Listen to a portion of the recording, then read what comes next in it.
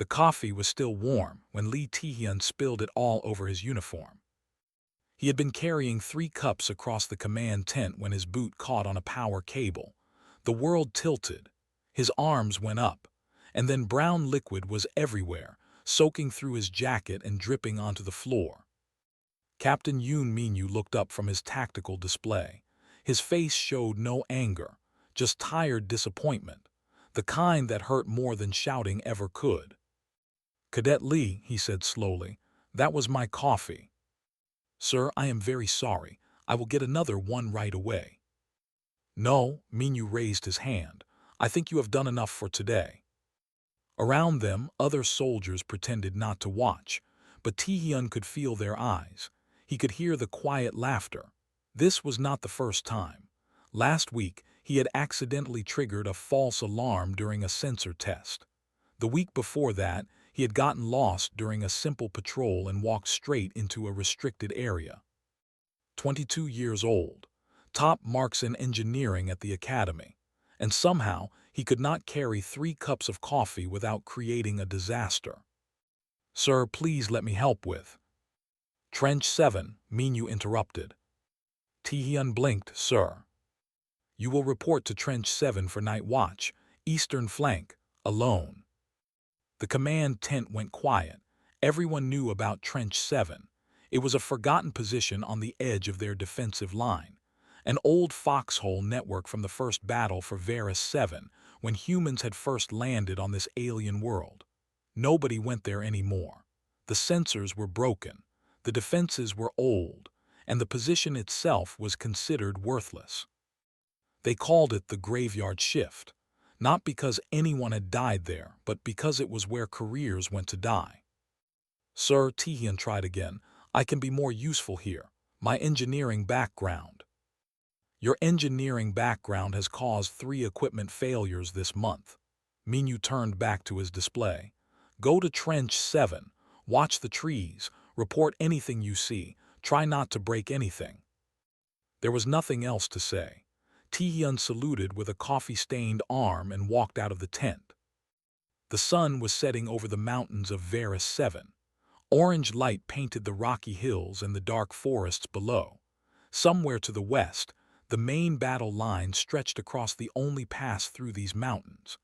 Human soldiers held that line against the Kalori, an alien race that wanted this planet for its rare minerals. But the eastern flank was quiet, too rough for vehicles, too steep for large troop movements. That was why Trench 7 existed, a watchpoint for an attack that would never come. Tae-hyun walked for an hour through rocky terrain. His coffee-stained uniform had dried into a stiff, uncomfortable mess.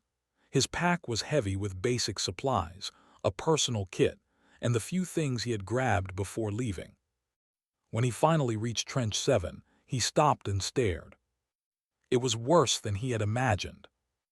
The trench was a network of connected foxholes dug into the hillside, but years of neglect had caused many sections to collapse. Sandbags had rotted. Support beams had cracked. The one automated turret sat on a broken mount, its barrel pointing at the wrong angle. Tae-hyun climbed down into the main position. He found a small bunker with a cracked roof, a terminal that flickered on and off, and empty supply crates that had been picked clean long ago. He checked the sensor array. 2 of the 5 nodes were completely dead. The other 3 gave readings that made no sense. "This is Cadet Lee," he spoke into his radio. "I have arrived at Trench 7. Static, then a woman's voice. "Copy, Cadet Lee. This is Officer Park Hana at command. You are logged in for night watch. Report any contacts. Command out." That was it. No advice. No backup plan, just silence and the growing darkness. Tae-hyun sat down on an empty crate and looked at the useless equipment around him. A normal soldier would have accepted this. Sat in the dark, waited for morning, gone back to base and forgotten about this terrible night. But Tae-hyun was not normal. He was clumsy and unlucky, and everyone thought he was useless. But he had one thing that nobody seemed to remember. He knew how to fix things. He opened his pack and pulled out his personal toolkit. It was small, not military issue, just some basic instruments he had kept from his academy days. Then he walked over to the dead sensor nodes. The first one was beyond repair, burned out completely, but the second one just had a loose connection. He fixed it in 10 minutes. The third sensor was missing a power coupling, but he found one inside a broken drone in the corner of the trench. By the time full darkness fell, Taehyun had 3 working sensors instead of 1. Their range was limited, but they covered the main approaches to his position. Next, he looked at the turret. The targeting system was fine. The ammunition feed was fine, but the mount was locked at the wrong angle because someone had installed a stabilizer backwards. He fixed it in 20 minutes. Now he had a working weapon, not perfect but functional. Taehyun walked the length of the trench network, mapping it in his head. He noted the collapsed sections. He found the choke points where the passages became narrow. He identified the spots where an attacker would have to slow down. Engineering was about understanding systems, and right now, this trench was his system. He found some old ration packs in a forgotten corner. He gathered the remaining sensor drones, 6 small devices the size of his fist. He tested each one. 4 still worked. Then he sat down in the central bunker, pulled out his personal coffee kit, and made himself a cup using water from his canteen. The hot drink warmed his hands. The night was getting cold. Varus 7 had thin air at this altitude, and the temperature dropped fast after sunset. He stared at the alien tree line through a gap in the trench wall. The forest was dense and dark, strange trees with blue leaves that never fell. His sensors showed nothing, just the empty night. Maybe Captain Minyu was right. Maybe nothing would happen. Maybe he would sit here until morning, walk back to base, and continue being the soldier everyone laughed at. Then his repaired sensor beeped. Taehyun looked at the terminal. A contact. No, multiple contacts, dozens of them, moving through the forest. He adjusted the sensor range, pushing it as far as it would go. The picture became clearer. Not dozens, hundreds, an entire column of Kalori soldiers moving in formation through the trees, heavy weapons, assault vehicles, a full attack force. And they were heading directly for Trench 7. Taehyun's hands started to shake. He grabbed his radio. "Command, this is Trench 7, I have contact. Repeat, I have contact. Massive enemy movement on the eastern flank. Hundreds of soldiers, they are coming this way." Static, then Park Hana's voice, confused. "Trench 7, confirm your report. Eastern flank shows no activity on our main sensors." "Your main sensors are not pointing this direction. I fixed the local array. I am looking at them right now. Full assault column. They are using the forest for cover." A long pause. Taehyun could imagine the chaos at command. Nobody expected an attack from the east. The terrain was too difficult. It was impossible. Except it was happening. Hana came back on the radio. Her voice was tight. "Trench 7, we are confirming your report. Stand by." Taehyun watched the contacts move closer. He did the math in his head. At their current speed, they would reach his position in about 40 minutes. Dawn was 6 hours away. Air support only flew after sunrise. The radio crackled. "Trench 7, command confirms enemy movement. Flanking force detected. We have no reinforcements available. Main forces are engaged at the primary front." His stomach dropped. "Copy, command, what are my orders?" Another pause. "Delay if possible. Evacuate if necessary. Understood." Evacuate, that meant run. That meant let them through. If this flanking force reached the main line from behind, the entire human defense would collapse. Thousands of soldiers would die. Taehyun looked at his repaired turret, his working sensors, the trench network he had just spent hours learning. Then he looked at his coffee-stained uniform. Everyone thought he was useless. A joke. The clumsy cadet who could not even carry coffee without spilling it. Maybe they were right. Maybe he would die in the next hour and nobody would remember his name. But if he ran, people would definitely die. Good soldiers, his fellow humans. Tae-hyun picked up his rifle. He checked the ammunition. He took one last sip of coffee.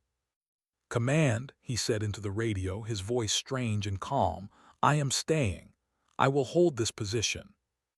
Silence, then Hana, "Trench 7, repeat your last." "I said I am staying. They do not know I am here. They think this position is empty. I am going to make them pay for that mistake." He turned off the radio before she could argue. In the darkness of Trench 7, alone against an army, Lee Tae-hyun began to prepare. Tae-hyun had 35 minutes, maybe less. He moved through the trench network with a purpose he had never felt before. All his life he had been clumsy, slow, the kind of person who knocked things over and apologized too much. But here in the dark, with death walking toward him, something had changed. His mind was clear, his hands were steady. First, he studied the terrain. The Kalori would approach from the forest to the east. The ground sloped upward toward his position, which gave him an advantage.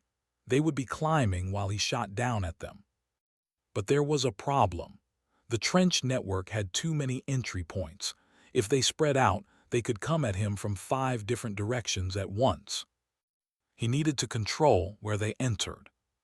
Tae-hyun found the collapsed sections of the trench. 3 passages had caved in over the years, blocking them with dirt and broken beams. He grabbed an old shovel and made them worse. He piled more debris into the gaps. He wedged support beams at angles that would catch climbing feet. Now there were only 2 main approaches into his position. Next, he looked at those 2 approaches. One was a long, straight passage. The other curved around a large rock. He programmed the turret to cover the straight passage. Its automated targeting would catch anyone who tried to rush through. The curved passage was his responsibility. He positioned himself behind a broken wall where he could see the curve clearly. Then he gathered every loose item he could find. Broken glass, sharp metal, old sensor parts. He scattered them along the passage floor. The Kalori had tough skin, but their feet were softer. It would slow them down, make them careful, give him more time to shoot. His radio crackled. He had turned it back on because he needed to know what was happening at the main front. "Trench 7, this is command. Please respond." It was Hana again. Her voice sounded stressed. "I am here," Tae-hyun said quietly. "Cadet Lee, we are trying to send reinforcements, but the main line is under heavy attack. It will be hours before we can break anyone free." "I understand. You should evacuate. That is an order." Tae-hyun looked at his prepared defenses, the working turret, the cleared kill zones, the traps he had set. "With respect, Officer Park, I am going to ignore that order." Silence. Then, why? It was a simple question, but the answer was complicated. "Because if I run, they get through. If they get through, our soldiers die. I cannot let that happen." "You are one person against an army." "I know," he almost smiled, "but they do not know that." He turned the radio to standby. He would listen, but he would not talk anymore. He needed to focus. The sensors showed the enemy column getting closer. They had slowed down, moving more carefully as they approached the trench. Good. That meant they did not want to be detected. They thought this was a surprise attack. Tae-hyun checked his rifle one more time. He had 4 spare magazines, maybe 120 rounds total. Against hundreds of soldiers, that was nothing. But he did not need to kill them all. He just needed to slow them down, make them think twice, buy time until dawn. The first Kalori appeared at the edge of the sensor range. A scouting party, 12 soldiers moving in a spread formation. They carried light weapons and wore minimal armor, standard forward scouts. Tae-hyun watched them approach through the darkness. The Kalori had better night vision than humans, but their eyes still needed some light. The moons of Varus 7 were hidden behind clouds tonight. Even the aliens would struggle to see clearly. The scouts reached the outer edge of his trench network. They stopped. One of them signaled to the others. They were looking at the trench, trying to decide if it was occupied. Taehyun held his breath. He was hidden in the central bunker behind layers of broken walls and collapsed beams. They could not see him. They could not hear him. One of the scouts stepped into the straight passage. Then another. They moved slowly, weapons ready, expecting nothing but checking anyway. The turret waited. Taehyun had programmed it to fire only when targets entered the kill zone. 3 scouts entered the passage, then 4, then 5. The turret opened fire. The sound was deafening in the quiet night. Energy bolts tore through the narrow passage, catching the scouts in a deadly crossfire. 2 went down immediately. A third tried to run but hit the tripwire Taehyun had set. He fell face first onto the sharp debris. The remaining scouts panicked. They had expected an empty trench. Instead, they found death. 3 more died trying to retreat. The turret tracked them with mechanical precision, cutting them down before they could reach cover. In less than 30 seconds, 8 scouts were dead. The other 4 had escaped into the darkness. Taehyun exhaled slowly. His hands were shaking again, but not from fear, from adrenaline, from the strange, terrible excitement of combat. He had killed 8 enemies. He had never killed anyone before. There was no time to think about that. The survivors would report back. The main force would know the trench was defended now. He moved to check the turret, still functional, ammunition at 70%, good enough. Then he waited. 20 minutes passed. The forest was silent. His sensors showed movement, but it was far back. The Kelori were regrouping. The radio crackled. Trench 7, this is command. We detected weapons fire at your position. Report. First contact, Taehyun said. Scouting party of 12. 8 eliminated, 4 escaped. Another pause. He imagined Hana sharing this information with Captain Minyu. Imagined their surprise. 8 kills confirmed. Confirmed. The turret did most of the work. Stand by, Trench 7. He stood by, he drank some water, he watched the sensors.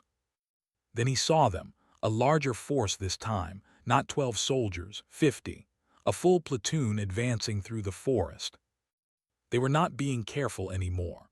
They were moving fast, spread out in attack formation. Someone had decided that the trench was defended by more than one person. Someone had decided to overwhelm the position with numbers. Taehyun smiled grimly. Good. Let them think there were many humans here. Let them waste soldiers trying to take a position defended by a single clumsy cadet. He repositioned himself near the curved passage. The turret would handle the straight approach, but he needed to cover the second entry point. The platoon reached the outer trench. They split into 2 groups just as he expected. Half went toward the straight passage. Half came toward the curve. The turret engaged the first group. Energy bolts lit up the night. Screams echoed through the trenches. Soldiers fell. But these were not scouts. They were trained soldiers. They pushed through the turret fire, accepting losses, using their numbers. 5 died, then 8, then 10, but the rest kept coming. Meanwhile, the second group entered the curved passage. They ran into his scattered debris almost immediately. The first soldier stumbled, cutting his foot on broken glass. The second tripped over his fallen comrade. Taehyun opened fire. His rifle was not as powerful as the turret, but at this range it did not need to be. He shot the first soldier in the chest, the second in the head. The third tried to take cover, but there was no cover, just a narrow curved passage filled with sharp obstacles. He killed 4 before they figured out where he was. Then they started shooting back. Energy bolts slammed into his position. The broken wall he was hiding behind started to crack. He ducked, crawled through a connecting tunnel, and emerged at a different firing point. The Kelari were still shooting at his old position. They had not seen him move. He opened fire again from his new spot. 2 more soldiers died before they understood what was happening. "He is moving," one of them shouted in their language. Taehyun did not understand the words, but he understood the confusion, the fear. They thought they were fighting multiple defenders. One person could not move that fast. One person could not appear in different places. But Taehyun knew this trench now. Every tunnel, every passage, every hiding spot. He moved again, fired again, killed again. The second group retreated in chaos. They left 11 dead in the curved passage. At the straight passage, the turret had finally overheated. It went into cooldown mode, still tracking targets but no longer firing. The remaining soldiers from the first group saw their chance and charged. Taehyun ran through the connecting tunnels to meet them. He caught them in another ambush. They expected a quiet approach to the central bunker. Instead, they found a human appearing from a side tunnel, rifle blazing. 3 more died, then 4 more. The survivors broke and ran. Taehyun leaned against a trench wall, breathing hard. A piece of shrapnel had cut his arm at some point. He had not noticed until now. Blood was running down to his hand, making his grip slippery. He wrapped the wound with a strip of cloth and kept moving. The sensors showed the platoon retreating into the forest. Out of 50 soldiers, maybe 20 remained, 30 dead or wounded, in less than 15 minutes. His radio was going crazy. Hana's voice demanding updates. Other voices in the background shouting about the eastern flank. "Trench 7 reporting," he said finally. "Second wave repelled. Approximately 30 enemy casualties. Turret is cooling down. I am wounded but functional." Dead silence. Then Hana, "Did you say 30 casualties?" "Approximately. I did not count exactly." "Against how many defenders?" Taehyun looked around at the empty trench, at the bodies scattered through the passages, at his shaking, bloody hands. "Just me," he said quietly, "still just me." He turned off the radio again. He needed to check his ammunition. He needed to reset his traps. He needed to prepare. Because out in the darkness, he could see more movement on his sensors. Many more soldiers. The Kalori commander had just sent a full platoon against Trench 7 and lost most of them. Now they would send more. Taehyun picked up his rifle, found a new position, and waited for the next wave. The longest night of his life had only just begun. The third wave came an hour after midnight. Commander Vethril stood at the edge of the forest, watching his soldiers advance toward the human position. He was tall for a Kalari, with gray skin marked by the ritual scars of his rank. He had fought humans before. He knew they were dangerous. But this was supposed to be a quiet approach, a surprise attack through terrain the humans considered impassable. His scouts had confirmed the trench was abandoned weeks ago. Now 30 of his soldiers were dead. "How many humans are in that position?" he asked his aide. "Reports are unclear, Commander. Some say 20, some say more." Vethril watched the trench through his field scope. He could see the bodies of his fallen soldiers in the passages. He could see the damage from the automated turret. "It is a small position," he said. "It cannot hold more than a squad, perhaps 10 soldiers." His aide nodded. "Then we have enough. 80 soldiers in this wave. They will overwhelm the defenders." Vethril was not so sure. Something about this felt wrong. But dawn was approaching, and he needed to break through before the human air support became active. "Send them in," he ordered. Deep in the trench, Taehyun heard them coming. His sensors showed 80 contacts approaching in 3 groups. They were spreading out, trying to hit multiple entry points at once. Standard tactics. Good tactics. But he had prepared for this. The turret was back online, running at reduced power but still deadly. He had repositioned it to cover a different angle, hopping to surprise them. He had also set new traps in the passages. 2 collapsed tunnel sections that looked stable but would fall with enough pressure. 3 tripwires connected to smoke grenades he had found in an old supply box. His ammunition was running low, 2 magazines left for his rifle, maybe 60 rounds. After that, he would have to rely on the weapons of the fallen Kalori. His arm was still bleeding through the makeshift bandage. His legs hurt from running through the tunnels. His eyes burned from the dust and smoke of combat.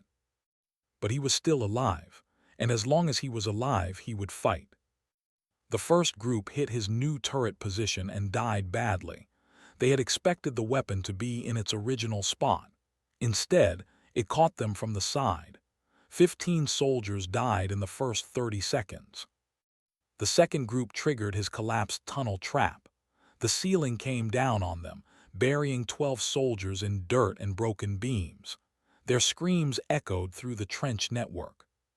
The third group almost got him. They came through an approach he had not fully covered, a narrow passage he had thought was too small for the large Kalori bodies. But these were smaller soldiers, maybe young ones, and they squeezed through with determination. Taehyun heard them too late. He spun around and found 3 Kalori soldiers rushing toward him, weapons raised. He shot the first one. The second tackled him before he could fire again. They crashed to the ground together. The Kalori was strong, much stronger than a human. His hands wrapped around Taehyun's throat and squeezed. Taehyun could not breathe. Black spots appeared in his vision. He felt his rifle slip from his fingers. Then his hand touched something on his belt, his toolkit, the one he had used to repair the sensors. He grabbed the heaviest tool, a metal wrench, and slammed it into the Kalori's head. The alien grunted but did not let go. Taehyun hit him again, and again, and again. Finally, the grip loosened. The Kalori rolled off him, dazed. Taehyun grabbed his rifle and shot him in the chest. The third soldier had been watching, frozen in surprise. He had never seen a human fight like that, desperate, brutal, like a wounded animal. Taehyun shot him before he could recover. For a long moment, Taehyun lay on the ground, gasping for air. His throat felt crushed.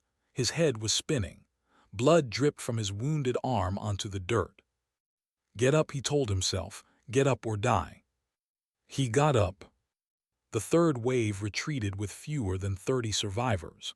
They left behind torn bodies, collapsed tunnels, and a trench network that now smelled like death. At the Kalori command position, Commander Vethril was losing patience. "This is impossible," he said, staring at the casualty reports. 100 soldiers against a squad of humans. We should have taken that position hours ago. His aide looked nervous. "Commander, some of the survivors are saying strange things. They say the humans appear from nowhere. They say the trench itself is killing them." "Superstition," Vethril growled. "Soldiers make up stories when they are losing." "But Commander, prepare the fourth wave. 100 soldiers. I want that position taken before dawn." His aide hesitated. "Commander, perhaps we should consider going around the trench, continuing with the flanking attack, the main objective." "The main objective requires surprise. We have lost that. If we advance now, their sensors will detect us and their air support will destroy us at dawn." Vethril turned to face his aide fully. "We must eliminate that trench before the sun rises. It is our only chance." He did not say what he was really thinking, that this trench, this worthless position, had become a matter of pride, his pride. Sub-Commander Norik volunteered to lead the fourth wave. Norik was younger than Vethril, eager to prove himself. He had heard the stories from the survivors, but he did not believe them. The humans were clever, yes, but they were still just humans, soft, weak. They could not fight forever.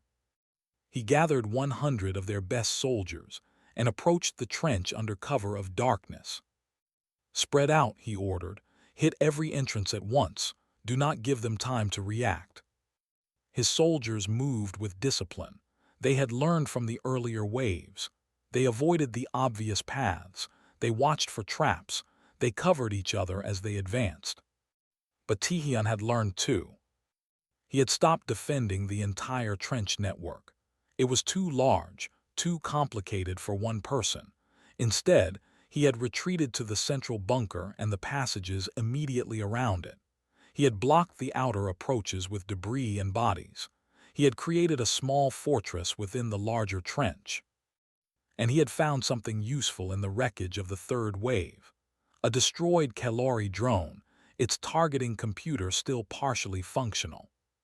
Tihian had spent 20 minutes connecting it to his sensor network. Now he could see enemy positions with alien precision. He knew where they were before they even entered the trench. Norik's soldiers entered the outer trench and found it empty. No defenders, no turret fire, just silence and the smell of death. "They are retreating," one of his officers said. "We have them on the run." Norik was not convinced. "Stay alert, check every corner." They advanced carefully through the abandoned passages. Bodies of their fallen comrades lay everywhere. Some had been killed by weapons fire, others by collapsing tunnels, others by traps so simple they seemed almost primitive. Sharp metal on the floor, tripwires in the dark, false walls that hid attackers. These were not military tactics. This was something else, something desperate and creative and terrifying. They reached the blockade Tihian had built. Debris and bodies piled across the passage, creating a crude wall. "They are behind this," Norik said. "Prepare explosives, we will blow through." His soldiers set the charges. They took cover and waited. The explosion tore through the blockade, filling the passage with dust and smoke. "Charge!" Norik shouted. His soldiers rushed through the gap, and Tihian opened fire from a position they never expected. He had crawled through a side tunnel during the explosion. Now he was behind them, shooting into their backs as they charged forward into empty space. It was brutal. It was unfair.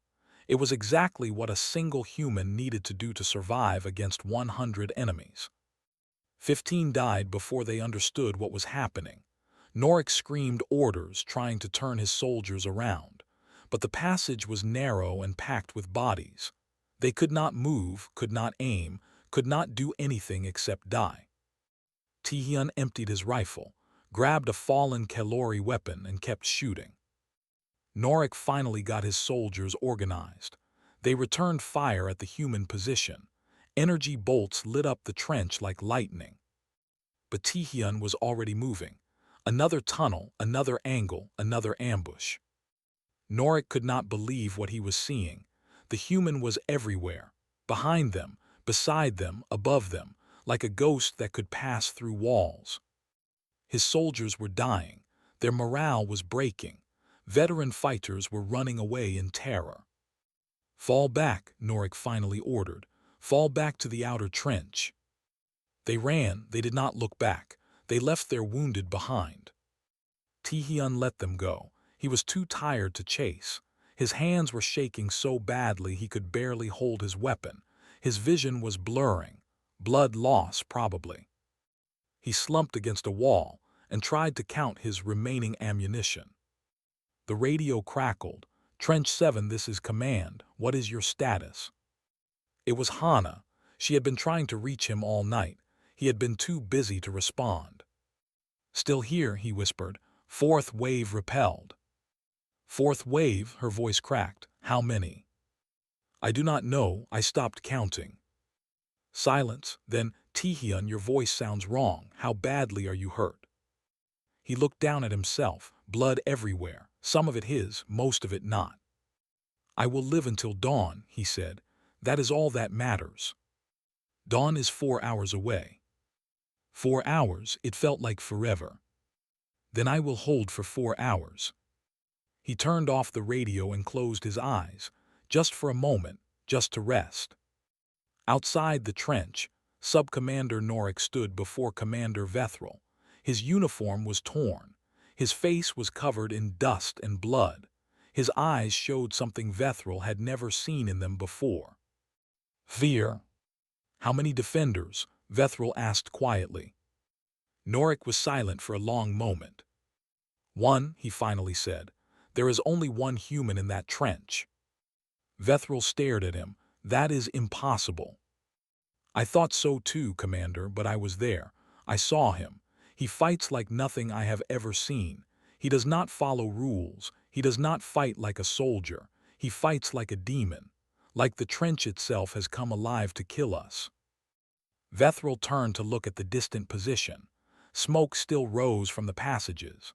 The screams of wounded soldiers echoed in the night. One human, against his entire assault force. "Prepare every soldier we have," he said, his voice cold. 200 full assault. I want that position destroyed before dawn, and I want that human dead. The final battle was coming, and deep in his bloody trench, Lee Taehyun was already preparing.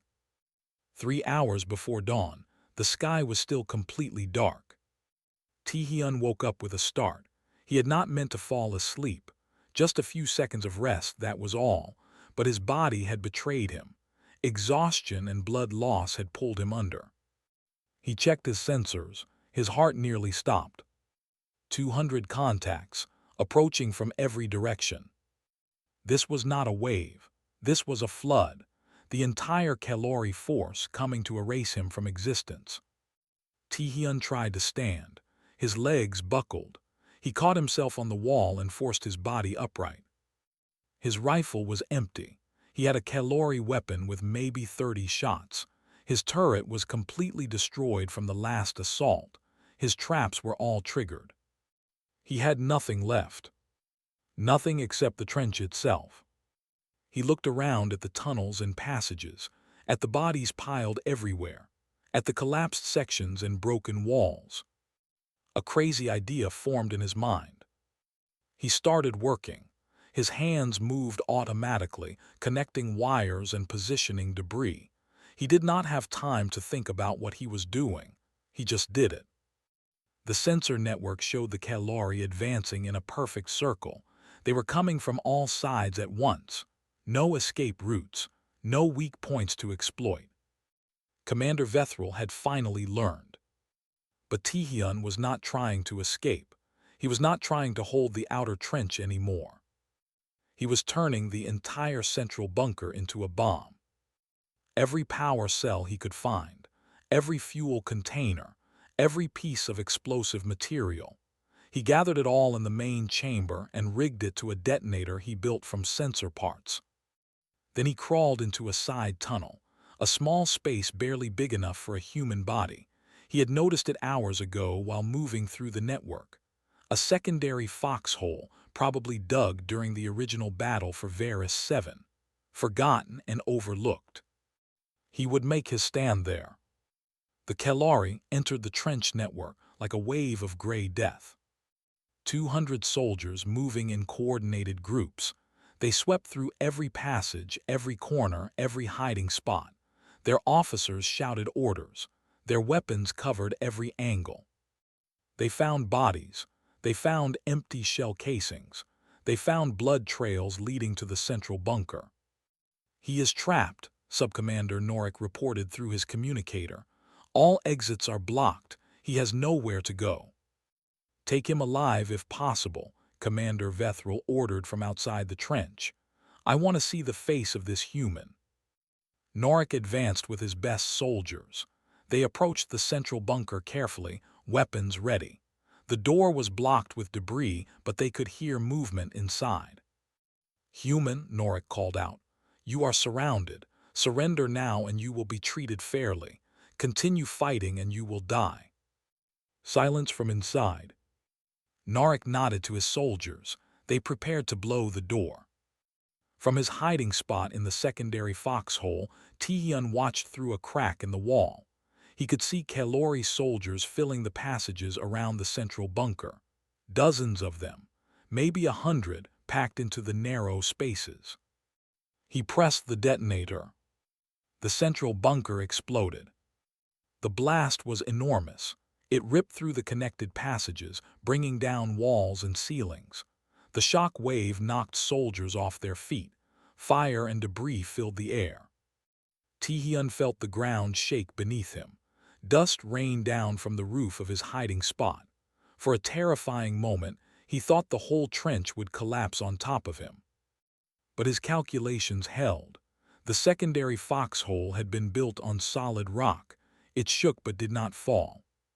He waited until the rumbling stopped.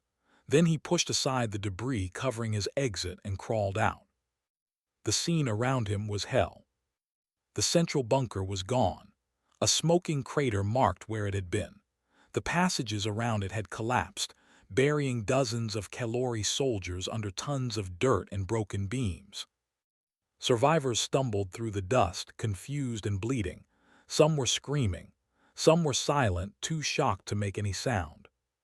Tihyun picked up a Kalori weapon from a fallen soldier and started shooting. He moved through the chaos like a ghost. The dust and smoke hid him. The confusion protected him. Soldiers who saw him died before they could raise their weapons. He killed 10, then 20, then he lost count again. His body was running on pure adrenaline now. He could not feel the pain anymore. He could not feel anything except the cold focus of survival. The Kalori finally started to organize. Officers shouted commands. Soldiers formed defensive positions. They began hunting for the human who was killing them in their moment of weakness. But the trench network had become a maze of rubble and bodies. They could not find him. Every time they thought they had him trapped, he appeared somewhere else. Tihyun used the bodies of fallen enemies as cover. He hid in collapsed tunnels that looked impassable.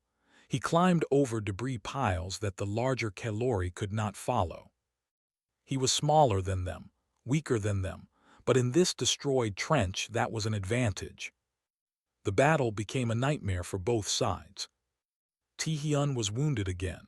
A shot to his leg that made walking agony. A cut across his face that filled his left eye with blood. His damaged armor, which he had been wearing since the beginning of the night, finally broke apart completely. But he kept fighting. The Kalori were suffering too. Every minute more of them died. They could not see the human. They could not predict him. They only knew he was there because their soldiers kept falling. At the edge of the forest, Commander Vethril listened to the chaos on his communicator. Reports of explosions, reports of soldiers dying, reports of a human who seemed to be everywhere at once. "How many defenders?" he demanded. "Still one, Commander," came the terrified response. "Just one human, but he will not die. We shoot him and he gets back up. We trap him and he escapes. It is like fighting a demon." Vethril looked at the sky. The first hint of light was appearing on the horizon. Dawn was coming. If his forces were still engaged when the sun rose, human air support would destroy them. His flanking attack had failed. His soldiers were dying for nothing. "Fall back," he ordered finally. "All units fall back." But falling back was not easy. The human was between them and the exit. Soldiers who tried to retreat found themselves running into ambushes. More died trying to escape than had died in the assault. In the ruins of the central trench, Tihyun heard the retreat orders echoing through the passages. He understood the Kalori language now, not the words but the tone, the panic, the fear. They were running. He should have let them go. He was barely standing. His leg was useless. His vision was fading. He had maybe 5 shots left in his stolen weapon. But something inside him would not stop. He crawled to a high point in the rubble, a broken wall that gave him a view of the main passage leading out of the trench. The Kalori were streaming toward it, desperate to escape before dawn. Tihyun aimed his weapon and started firing. 3 more soldiers fell, then 4. Then his weapon was empty. He picked up a rock and threw it. It hit a retreating Kalori in the head. The alien stumbled and crashed into 2 others. They all went down in a pile of confusion.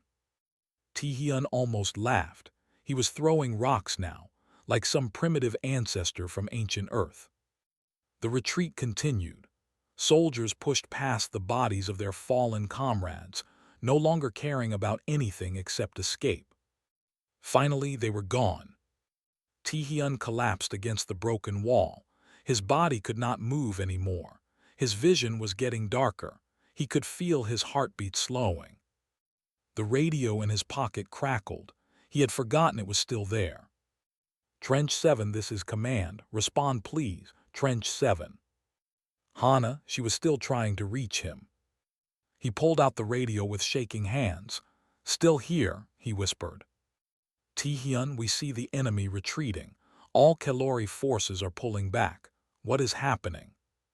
He tried to answer, but his throat would not work. Blood loss, shock, his body was shutting down. Taehyun, respond. The sky was getting lighter. Dawn was coming. He had done it. He had held through the night. At the edge of the forest, Sub-Commander Norik stopped and looked back at the trench. Smoke rose from the destroyed position. Bodies lay everywhere. The entire network had been reduced to rubble and craters. And standing in the ruins, silhouetted against the first light of dawn, was a single figure. One human covered in blood, barely able to stand.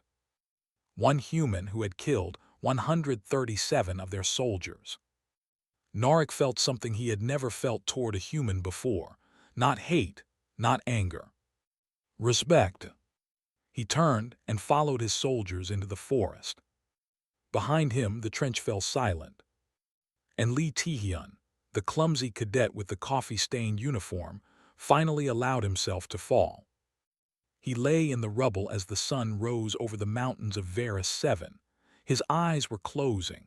His breath was shallow. But he was still alive.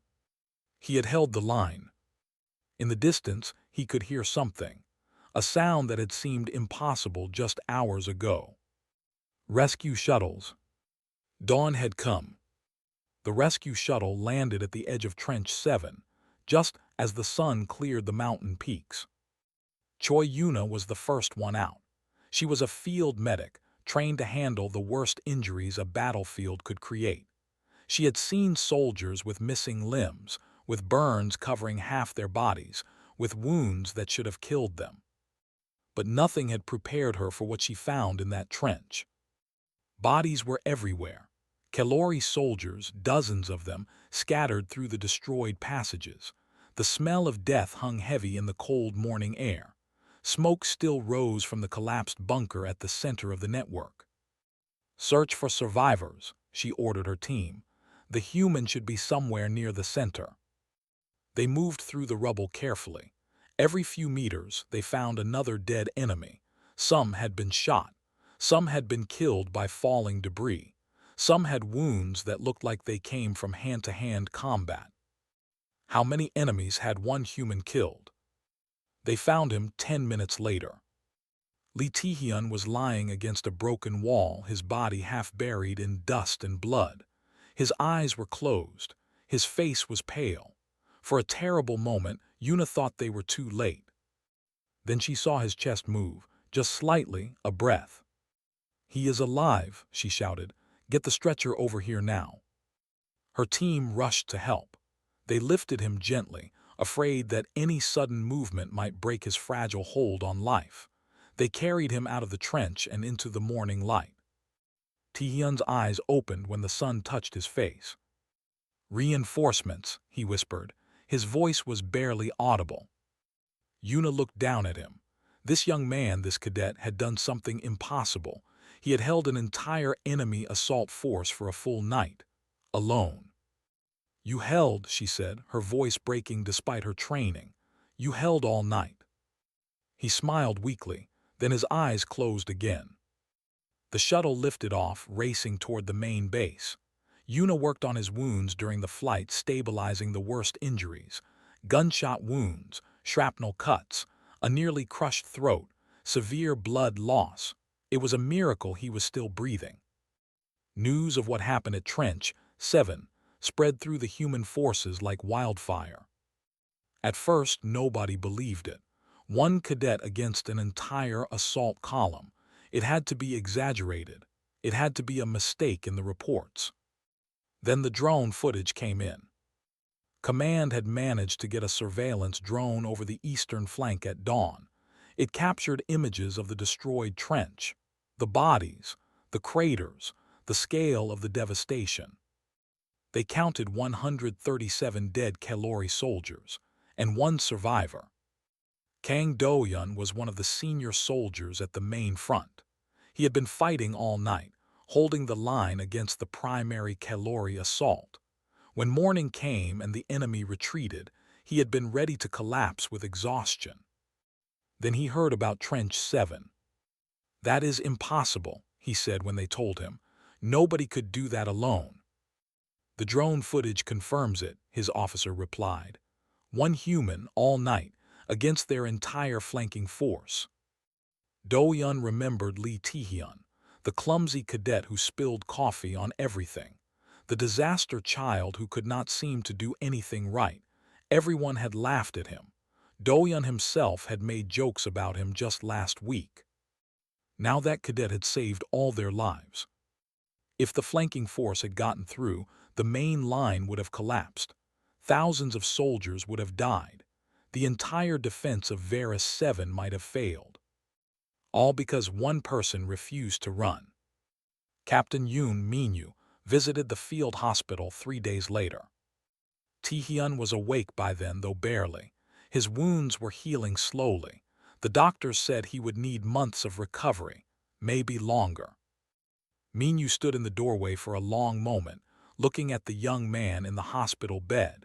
He remembered sending Tae-hyun to Trench 7 as a punishment, a worthless assignment for a worthless soldier. How wrong he had been. He walked to the bedside. Tae-hyun's eyes followed him, but he did not speak. Min-yu reached into his pocket and pulled out his captain's insignia, the small metal symbol of his rank. He had worn it for 15 years. He placed it on the table beside Tae-hyun's bed. Then he turned and walked out without saying a word.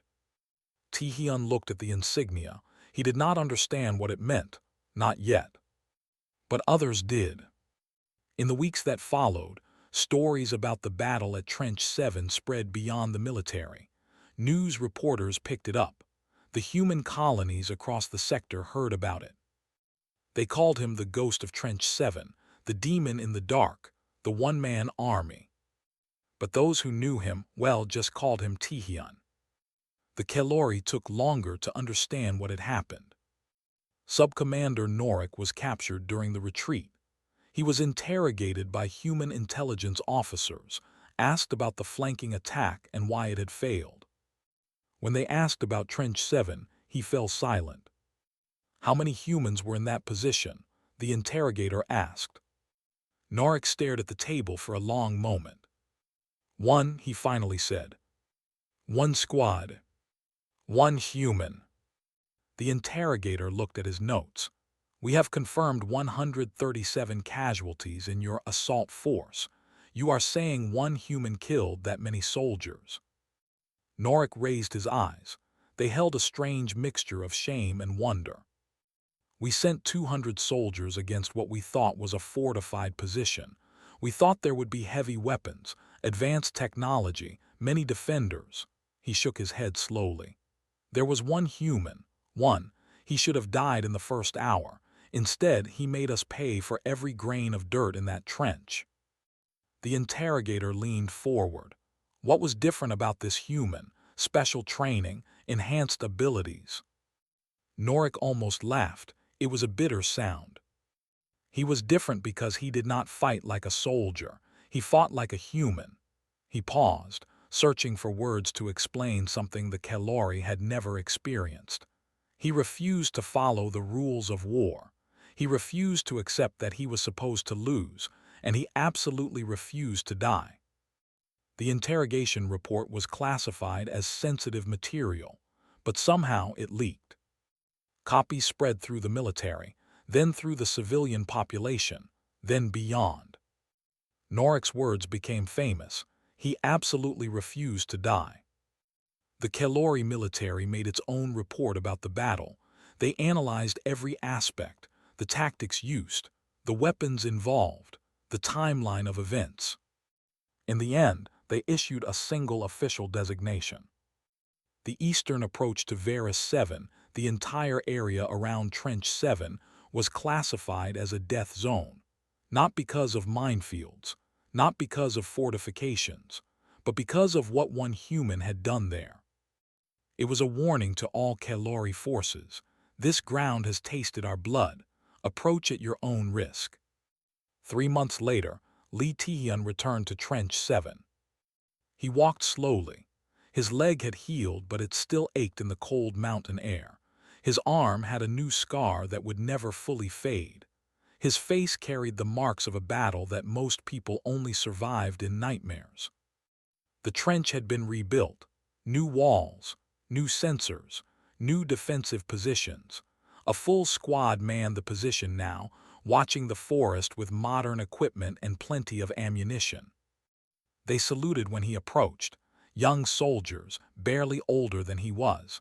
They looked at him with a mixture of fear and worship. He did not want their worship. He was not a hero. He was just a person who had been too stubborn to die. He walked past the new defenses, past the saluting soldiers, to a spot at the center of the position. The place where the original bunker had stood, where he had triggered the explosion that turned the tide. Someone had built a monument there. It was simple, just a stone pillar with words carved into its surface.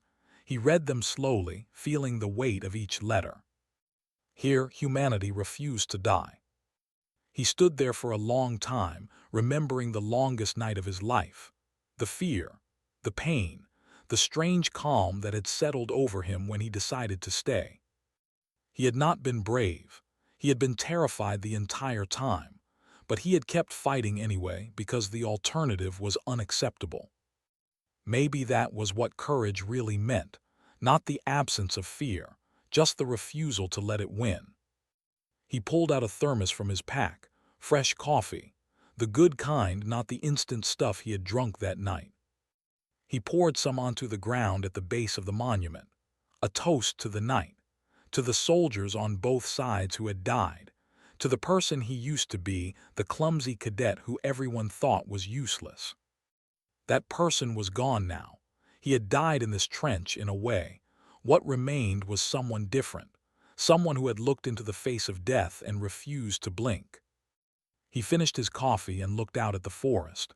The trees were quiet. The enemy was far away, still afraid to approach this place. Good, let them stay afraid.